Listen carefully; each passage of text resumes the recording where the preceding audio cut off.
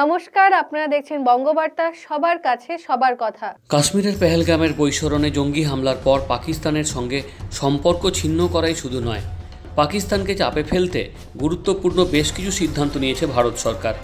স্বরাষ্ট্রমন্ত্রী অমিত শাহ সব রাজ্যের মুখ্যমন্ত্রীদের সঙ্গে বৈঠক করে যেখানে যত পাকিস্তানি নাগরিক বসবাস করছেন তাদের তালিকা প্রস্তুত করে ফেরত পাঠানোর জন্য দ্রুত পদক্ষেপ নেওয়ার আবেদন করেন।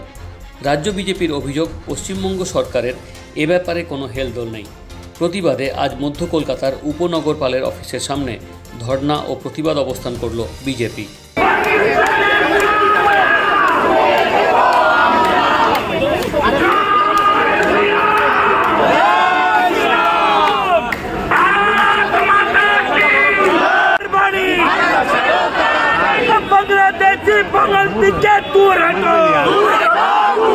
Bureau report, Bangabarta.